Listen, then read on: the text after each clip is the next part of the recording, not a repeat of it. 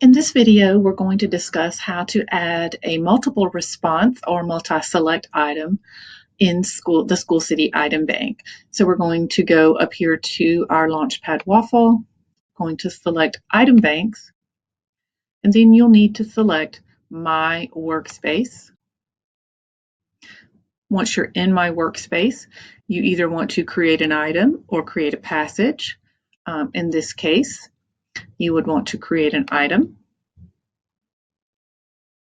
And now we're going to make some selections. We're going to give our item a title, and select an item type, which would be multiple response, and so on. I'm going to go ahead and flip over to a pre-made one so that we can save a little time. I've named it. I've selected multi-response. I've selected math as my subject, grade level 3.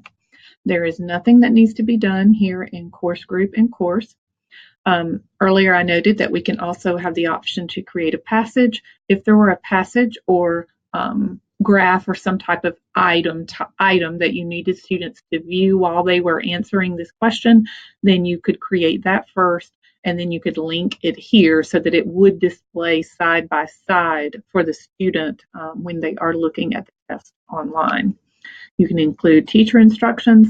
I've copied and pasted my question right here.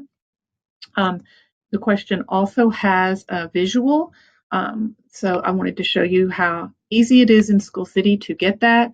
I'm simply going to make a screen clip of the image, and I will capture it and copy it. I'm using Jing, but you can also use the Windows snipping tool to do this. So we'll go back over now to School City, and I'll simply Control V to paste it in, and it does upload that file to School City as an image, and it is okay to copy and paste. It will be there when you return. You'll notice the point value is defaulted to 1. That can be changed. You can also include a rubric and sample responses if you wanted to provide those. Our default choices for a multi-select are 4, but you could definitely change that. Notice you can go all the way up to 9 choices, and you can also change the type of choices that you have, and you can lock the order of the choices or not. You can include a rationale for why answers are incorrect or correct. And then you can see that I have already pasted my 4 answer choices down here at the bottom. In this particular question, answers A, B, and D are correct. But before we move on, I do want to point out that there is an option right here to either give full or no credit or to give partial credit. Now, the way it is set up right now under full and no credit, if a student answers A, B, and C for this question, they're going to get no credit because I have it on, you must get all right. It must be full or it's nothing. So they've got to get A, B, and D in order to get any credit at all.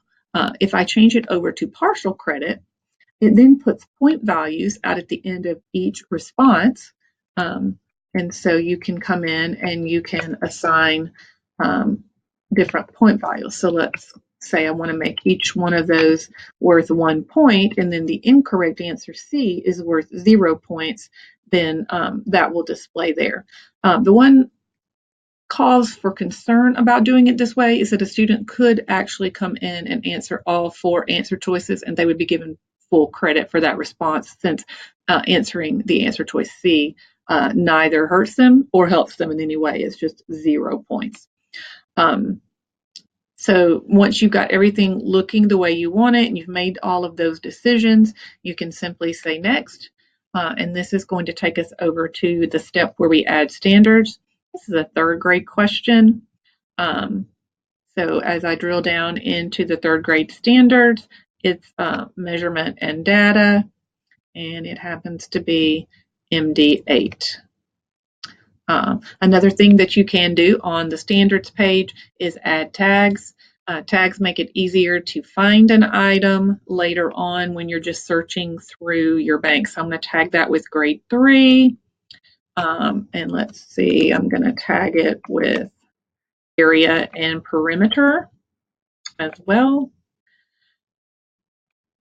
And those tags are just added over here, and they're now search terms if I need to find this item later. All right, so we've selected our standards. We're going to hit next and move on to properties. If you know the DOK or Bloom's level or difficulty level of your question, you can go ahead and select it. This happens to be a DOK level 2. You do not necessarily need to select any of these things here, but if you want to take the time to do that, you certainly can.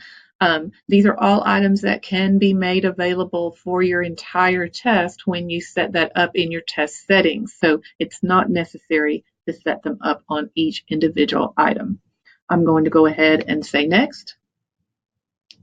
This is our preview and publish step. It shows you how the question is going to look to students, lets you check through and make sure you did select the correct answers.